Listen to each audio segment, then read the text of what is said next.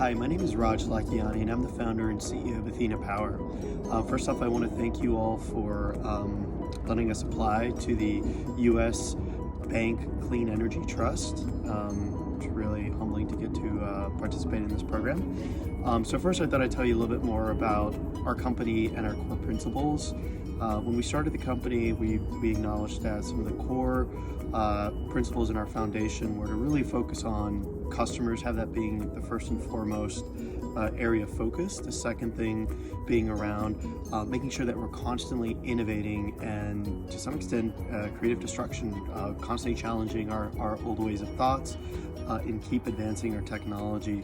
The third thing is really to think long-term and make long-term decisions versus short-term. We know that in energy, this is all a long game. Things take a long time to come to the marketplace, and it takes a fair amount of persistence and rigorous and perseverance. And that leads me to our fourth kind of core principle, which is to just embrace failures. We know we're going to make a lot of mistakes along the way, and the key thing is to learn from those failures and continually get better and evolve. So those are the key foundations, or our four main principles that we strive for here at Athena Power. So when we first started Athena Power, our goal was to create a sensing platform that enabled the clean energy economy. And one of the first use cases that we started with was improving reliability and resiliency. So helping utilities find faults much quicker, recover from major disasters. In our area, we got hit with the derecho and Hurricane Sandy.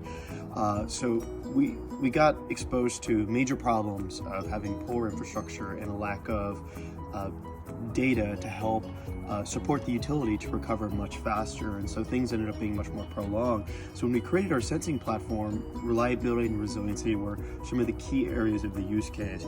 But as we evolved to working with other customers and realizing additional use cases for the sensor, there was a lot of interest in having the sensors be able to integrate renewable power, so being able to add bidirectional power flow, being able to support power quality, because as you know, you don't get the cleanest quality of power with solar and wind at times, and so to really start conditioning that so it can be used for some of the higher end applications that we use in society. And then the fourth thing, which is one thing we've really been spending a lot of time with over the last year, is adding machine learning capability, which enables things like monitoring for energy efficiency and improving it, performance contracting, cybersecurity, a number of things. But in particular, where we've seen a lot of interest from the utilities is leveraging the sensor for energy efficiency. So similar to how a smart home sensor helps respectively Google and Amazon build more intimacy with their customer, we're seeing utilities starting to leverage our device to build more intimacy with their commercial industrial customers, who from a load standpoint consume 2/3 of the load in most utility networks. So it's a really great opportunity to build that relationship and help them with their energy efficiency goals. We also see a lot of policies from the Public Service Commission requiring that buildings now, commercial and industrial, start benchmarking against each other to make sure that they're all hitting top quartile energy efficiency, not just rich communities and poor communities, but all communities, to make sure nobody falls behind. This slide here just shows how basically 2/3 of all power is being consumed by commercial, industrial, and really critical infrastructure facilities, and that's kind of where we've leveraged our product to focus on. One use case here is you can see a bunch of schools that have different sort of kilowatt hour per student metrics, and this is kind of what we provide in our dashboard that helps key operators, whether it's within the school or the utility providing it to the school, be able to help them make sure that nobody's falling behind and that everybody has access to some of the best and most efficient infrastructure. Here's another great example of some schools that we were monitoring that shows basically different load profiles, and you can see on the weekends with two of these schools, the load drops off because the students are on holiday. But you can see this school, you've got Saturday and Sunday at the highest load consumption, which makes you wonder, what's going on with the school. So these are the things that we flag for the utility. So think of this and what we're doing is sort of what O-Power did for residential. We're doing for commercial industrial with our hardware, which is much more high-end sensor and much more capable than a smart meter and things like that.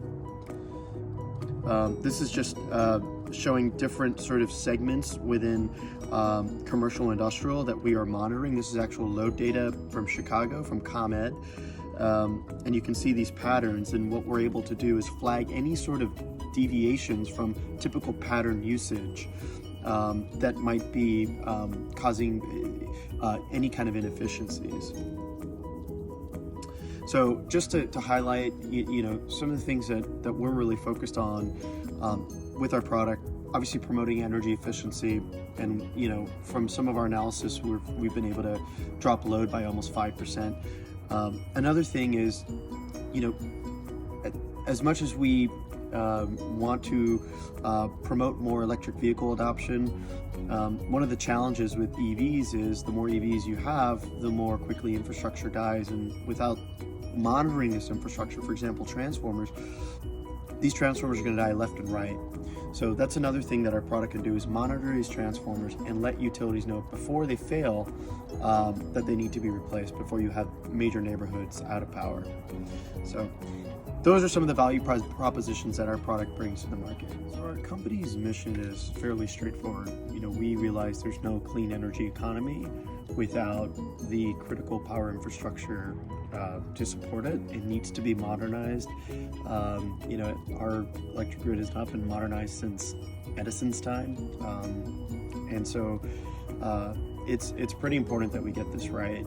So our mission as a company is really to modernize critical power infrastructure and enable the clean energy economy as a result.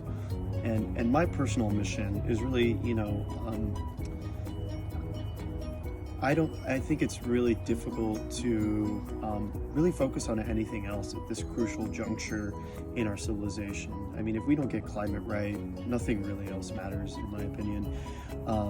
And so I think it's actually an exciting time to be part of this energy revolution, especially if you're part of providing a technology that can help decarbonize, digitize, and decentralize power. It's just truly one of the most exciting times. It is chaotic, and it is dysfunctional at times, because we all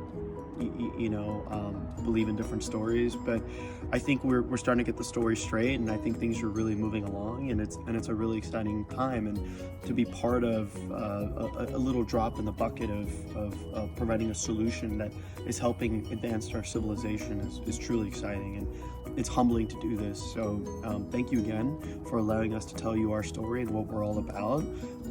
We are an extremely passionate and driven company, and we are grateful to be part of this journey. Thank you.